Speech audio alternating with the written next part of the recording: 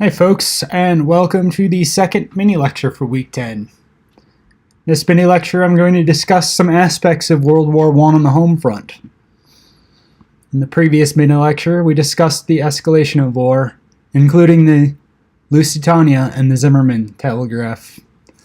This one's going to focus on some of the effects programs and that sort of thing leading up to and through the war, and also some of the dissent amid the war.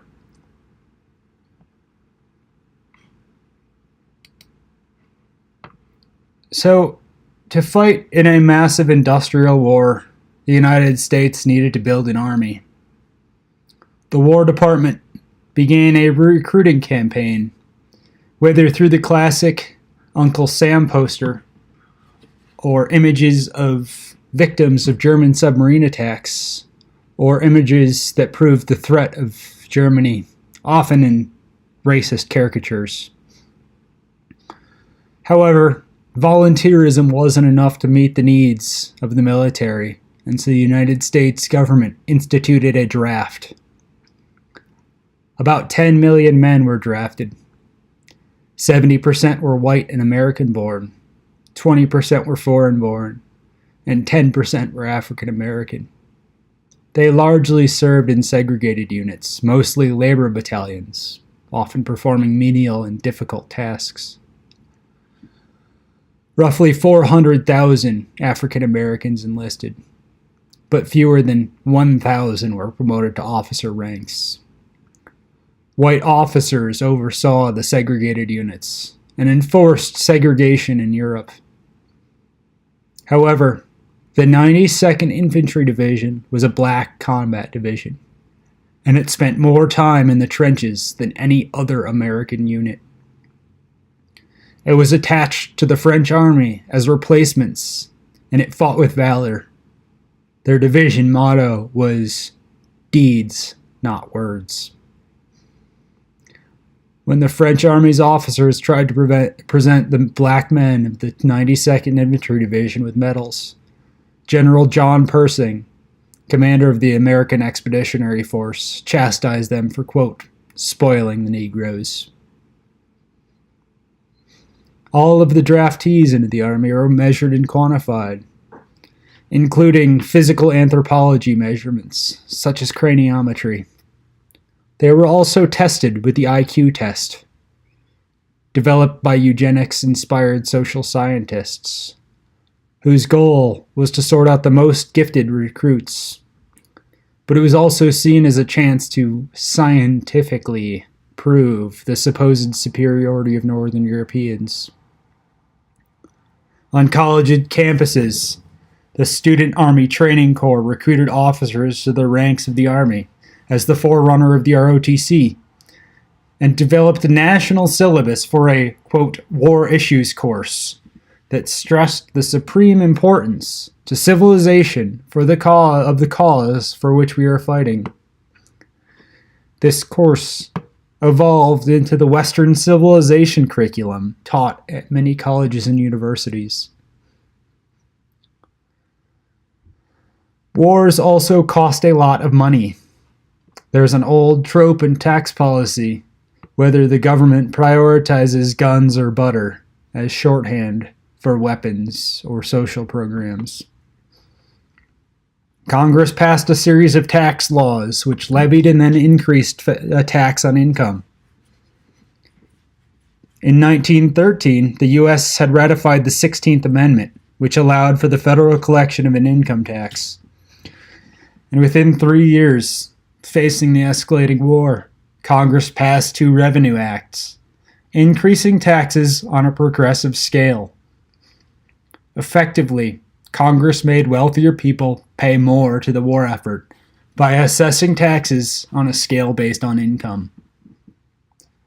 So a person earning an income of $1.5 million per year would pay at a rate of 67%, whereas someone earning only $40,000 a year would only have to pay a rate of 15%. Congress, in control of the government's purse strings, made the decision during the war to pay for it at the time it was fought, and for higher income citizens, to contribute according to their means. Not only did the U.S. have to pay for the war effort, but the government had to sell the war ideologically. Wilson wanted to market the war as making the world safe for democracy. And so, the U.S. government hired progressive journalist George Creel to head the Committee on Public Information, the propaganda organ for the United States' war effort. The CPI provided statements to newspapers and magazines, but also marketed directly to the U.S. population through movies, pamphlets, cartoons, books, and other advertisements. The CPI produced these materials in several languages and formats to appeal to farm workers, recent immigrants, and other groups, as well as for foreign distribution.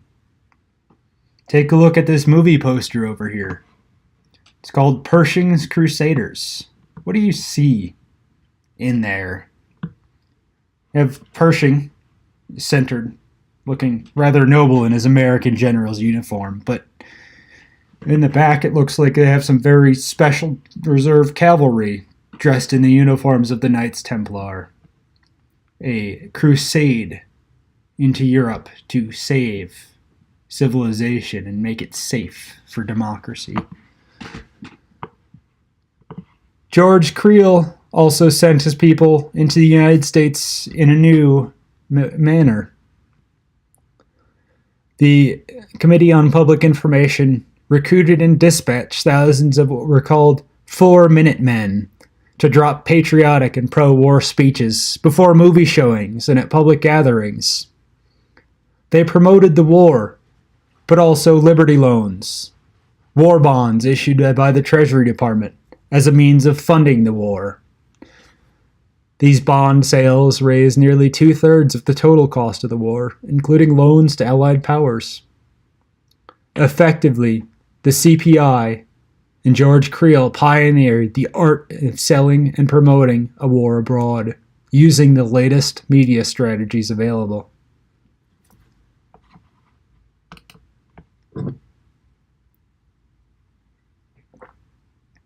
So, I have resisted talking about Herbert Hoover very much so far, but that is partially because I am sick of typing his name.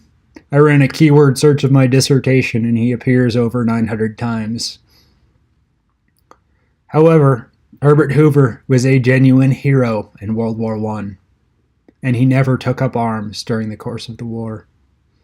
Herbert Hoover saved millions of lives during the war through humanitarian efforts, especially the Commission for the Relief in Belgium. Hoover was a mining engineer and a financier, and lived in England with his wife Lou Henry and their sons. He had a long career in the British Empire, employed by a mining finance firm with interests in Australia and South Africa. But he had left the firm and was running his own engineering and financing firm. He was a rich man at this point, with wealth valued in the millions of dollars and investment around the world, from Russia to New Zealand to Burma to Australia to the American West. When the guns of August thundered in 1914, Herbert Hoover sprang into action in England and began coordinating the extraction of Americans from England and Europe, funding their steamship tickets back to the United States out of donations from the mining and investment community. And he was joined by many of his fellow engineers in coordinating the evacuation, and they helped over 120,000 stranded Americans get out of the escalating conflict. When the evacuation of Americans ended, it had only lost $300 in debts. The rest had been balanced, repaid, or funded, a rather incredible feat of accounting and management. Herbert Hoover quickly turned his attention to the escalating humanitarian crisis, especially in Belgium. He formed the Commission for the Relief in Belgium, or the CRB, to begin collecting and distributing food and clothing to Belgian civilians caught in the European abattoir. The CRB published or purchased or collected 11.5 billion pounds of foodstuffs, feeding 11 million Belgian civilians on the edge of starvation. They collected and distributed millions of garments to clothe the refugees. And they did all of this during a war, often in occupied territory, where the CRB's foodstuffs could have been seized. If it weren't for the care taken in ensuring the neutrality of the CRB, it could have easily failed. Herbert Hoover also did this through entirely private donations. He was soon appointed by Woodrow Wilson to head the U.S. Food Agency, similarly tasked with ensuring adequate production of food and provisioning of the European relief, but also the American war effort. As the war in Europe on the Eastern Front escalated into pure, unadulterated chaos with the Bolshevik Revolution, Hoover moved to implement relief efforts there as well. When questioned about the relief efforts in light of the communist revolution in Russia, he famously stated, quote, 20 million people are starving. Whatever their politics, they shall be fed. There are monuments to Hoover's work with the CRB across Europe, with many Belgian towns having a street named in honor of Herbert Hoover.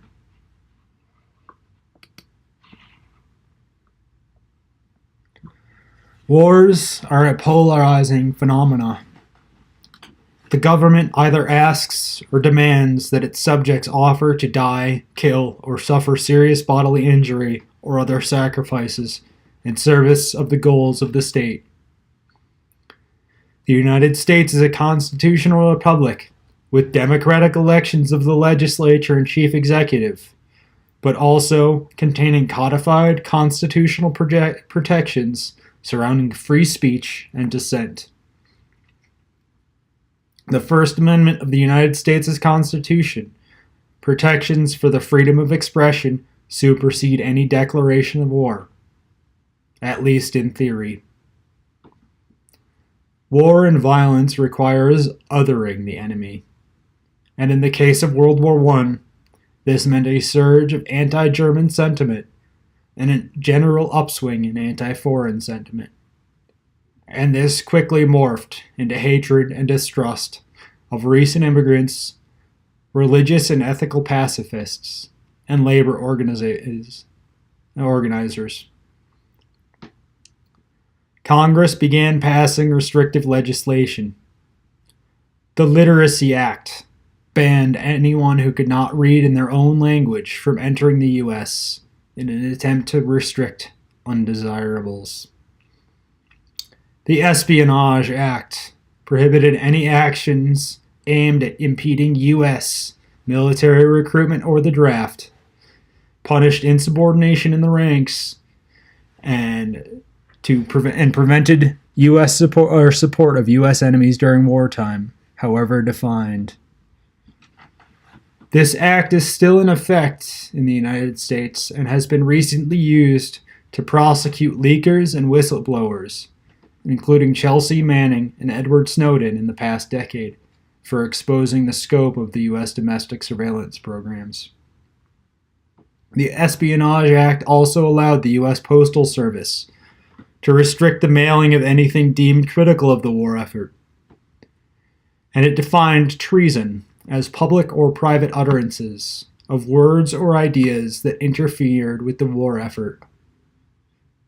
And the Espionage Act was soon paired with the Sedition Act, which extended punishable offenses further into the realm of speech by barring, quote, disloyal, profane, scurrilous, or abusive language about the United States government, its flag, or its armed forces, or that caused others to view the American government or institutions with contempt. This policing of speech quickly extended into the banality of daily life. Fearing its German origins, Vigilantes forced deli owners to change the name of sauerkraut to Liberty cabbage, and frankfurters to Liberty sausage. Symphonies feared performing German composers such as Beethoven. States passed laws barring the speaking of German in schools, over the telephone, or in public. These actions were enforced by a voluntary paramilitary organization called the American Protective League, or APL. It was an unofficial and voluntary organization that boasted of 250,000 members. Its agents tapped phones, opened mail, raided newspapers and bookstores, and carried official-looking badges. In one of the APL's raids, it rounded up nearly 50,000 people suspected of disloyalty in New York City. It was a civilian and voluntary organization with no oversight, yet it received the sanction of the Attorney General, who said, quote, "I have today several 100,000 private citizens assisting the heavily overworked federal authorities and keeping an eye on disloyal individuals and making reports of disloyal utterances." As we saw with the repression of labor unionism in the mining districts in the American West, disloyalty had a rather broad definition. Fear and loathing are powerful emotions, especially in a time of war. They confuse the issues in the name of clarity and drive people towards oppositional instincts. Through these restrictive laws and practices, the U.S. government leveraged fear and loathing to push the war effort and to suppress dissent. Many people opposed U.S. entry into the Great War, and for many reasons. A few of the prominent religions in the United States opposed violence and war due to their religious convictions, especially Quakers. Many of these conscientious objectors were still drafted, but could serve their terms as medics or hospital workers instead of as combat troops. Some German American and Irish Americans also opposed U.S. entry. These were the largest groups of recent immigrants to the U.S., and often still held fond sympathies for their home countries, even if they felt the same attachment to the United States, their new country. For German Americans, they feared going to war against their own motherland. Irish Americans questioned the U.S.'s alliance with England, as their memories of the violent subjugation of Ireland were still fresh. Woodrow Wilson famously disparaged the patriotism and sympathies of recent immigrants, alluding to the hyphen between their national identities, German American, Irish American. He said, quote, "Any man who carries a hyphen around with him carries a dagger that he is ready to plunge into the vitals of the Republic." The more radical political and labor organizations in the U.S. also opposed U.S. entry into World War I, especially the industrial workers of the world. Eugene V. Debs and Big Bill Haywood considered the war to benefit the plutocrats and capitalist class at the expense of the workers. Why, they asked, should the American worker give their labor to support a capitalist war that sent millions of their fellow workers into the trenches to kill other workers of other nations, when the American worker still faced violence at home from the capitalist class? The memories of the violence of Cripple Creek and Ludlow were fresh in their minds. The anti-war activism of the IWW met with violence and state repression. Frank Little was beaten, dragged behind a car, and lynched off a bridge in Butte for his anti-war activism. Big Bill Haywood, Eugene Debs, and more than 1,200 others were imprisoned. Even scientific racists and eugenicists feared the consequences of a continental war in Europe. Let's follow Madison Grant's logic for a second. He believed, supported by the latest sciences, that Northern Europeans, specifically Nordics, drove human civilization. A key tenet of his thinking, drawn from his conservation work, involved breeding populations and typology, and encouraged the breeding of ideal types to prevent the degeneration of the species. As the major advanced nations in Europe sent their best and brightest sons to die, choking and bleeding in the mud, they therefore depleted their populations of their ideal types and of their best breeding stock. As the war attracted and then killed the strongest and bravest, their genetics just spilled into the soil. Therefore, in the minds of the scientific racists, the war was race suicide, a monumentally foolish destruction of its own favorable genetic stocks and of Western civilization as a whole. Granted, the eugenicists and scientific racists were never pursued under the Espionage Act, nor were they ever imprisoned for their anti-war rhetoric.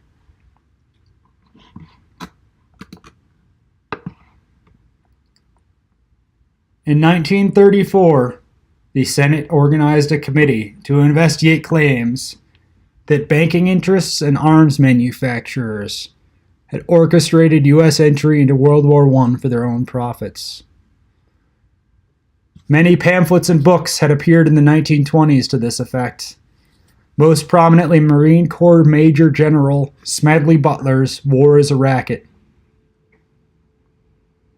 General officers of the United States military, who were awarded the Congressional Medal of Honor twice, really are not supposed to write books saying that the nation was duped into war by arms manufacturers looking for profit. But Butler did, and his work was credible and influential. The Senate appointed Senator Gerald Nye to lead the committee, and they investigated the role of the munitions industry, banking, bidding on government contracts for shipbuilding, war profiteering, and the published background of events such as the Zimmerman Note in the lead-up of U.S. entry into World War I. The Nye Committee found that the armaments industry, including companies such as DuPont, had made enormous profits on the war through practices such as price fixing. Bankers had pressured Wilson to intervene to protect their investments in Europe, which they had lent to both German and British interests, despite the sides being on opposite sides. The Wilson administration had also withheld critical information from Congress when requesting the declaration of war. Because of these facts, Senator Nye, many war critics, and members of the American public concluded that the U.S. entered the war for reasons of profit, not policy, because it was in American commercial interest for the United Kingdom to not lose. The findings of the Nye Committee contributed to non-interventionist sentiments before World War II, as many Americans felt that their sons would have to fight, kill, and die for corporate profits over some vague ideals of international democracy. I think I'm going to end this mini lecture here, so we'll pick it up in the third mini lecture.